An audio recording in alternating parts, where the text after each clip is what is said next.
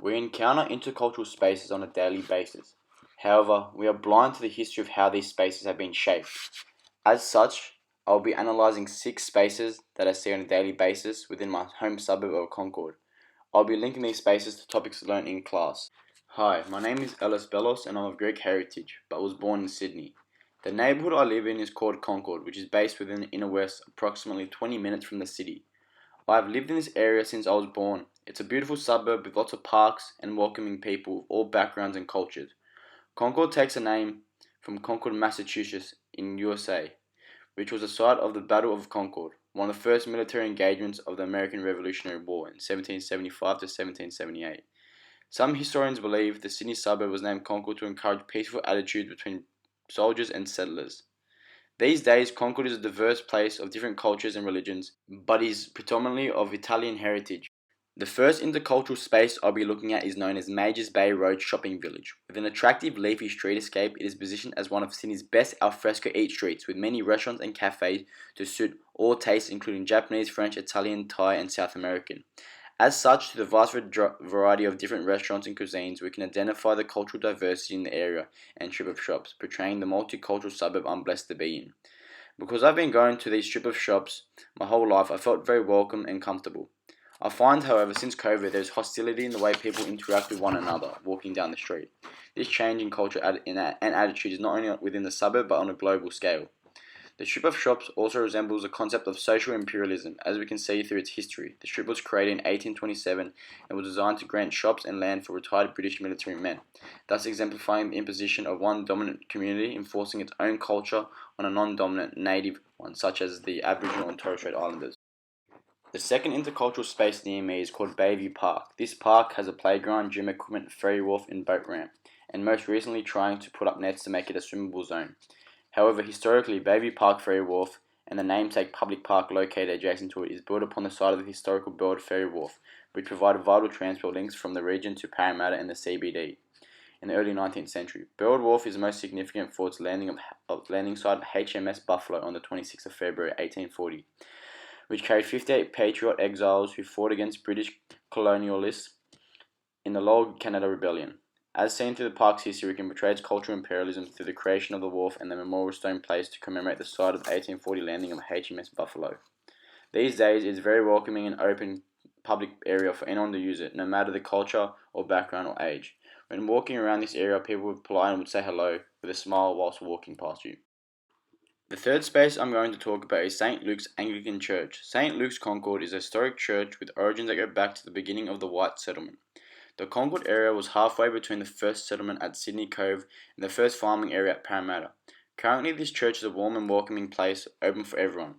Although I'm Greek Orthodox by religion, they welcomed me in for a chat. In this discussion, the priest told me that the church was open every day and I could come and light a candle whenever I wanted. However, the over-politeness made me feel a bit uncomfortable, as I didn't know if there was any lies behind the words he was saying. As such, even though it seemed loving and caring to all, the sad reality is that it is not, as this place lacks cultural diversity and links directly to cultural imperialism. The Anglican Church being created within England exemplifies the notion of cultural imperialism through its transportation to Australia. The white settlers took this land and put their own ideologies and beliefs with it. However, the contradiction to the attitude can be seen through the name of the church, St. Luke, which means bright white light giving, exemplifying the stance of this intercultural space, but a contradiction through its actions over history. My fourth intercultural space around Concord is called Queen Elizabeth Park. Queen Elizabeth Park, formerly known as Concord Park, was renamed to honour Queen Elizabeth II after her visit to Australia in 1954. This park has a playground and hosts many sporting activities such as rugby and soccer. It also shelters a memorial of the men who died in World War II. The name of the park speaks for itself, named after the Queen of England. Cultural imperialism is shown through the use of its name. As an imposing community, the British forcefully changed the language and cultures of a less dominant population. Additionally, this park is seen as an intercultural contact zone through its use of the park for recreation. These recreational activities such as soccer and rugby portrays the culture of the suburb and the state we live in. The intercultural zone is a public space open for all. When walking through this park, I saw numerous families gathered in groups enjoying the beauty of nature. Seeing this enabled me to appreciate the freedom and beauty of this country that we live in. The family-friendly environment allows people to feel safe whilst enjoying life's free pleasures. The fifth intercultural space I've chosen is called Mortlake Public School. From kindergarten to year 6, I attended this primary school. This school aims to foster independence and encourage students to become responsible for their own behaviour and learning. This is embodied through their motto, Excel by Effort, and is supported by a range of programs which help students develop their full potential. This school had approximately 300 students and is relatively small in size, however, is very diverse in nature, with nationalities and backgrounds coming from across the globe.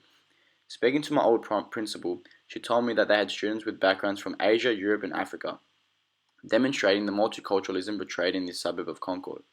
The principal told me they raised both the Australian flag and the Aboriginal flag every day before school, to make students take pride and acknowledge not only the Australian flag but also the Aboriginal flag.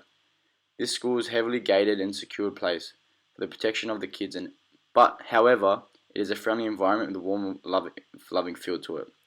Through self-reflection, its teaching styles and methods enabled me to learn the fundamentals of life and helped me become who I am today. Bushell's Pty Ltd bought land in Concord in the mid-1950s. Approximately 300 men and women were employed by the company at Concord. Their work consists mainly of roasting and manufacturing of ground and instant coffee, the production of coffee essence, and the blending and packing of tea and tea bags. This place is still here to this day, with a strong, pleasant roasted coffee smell almost every morning. However, in recent times there has been development approval for it to be knocked down and apartments to be put up instead. Today when walking past this factory you see barbed wire fences and barely any cars or workers, making it seem almost a bit like a prison, giving the feeling of discomfort and paranoia. This factory upbringing in the 1960s marks the age in history known as consumerism, where large factory plants were created for mass production. This also marks social imperialism through ideologies created by the Western culture, concepts such as materialism and consumerism.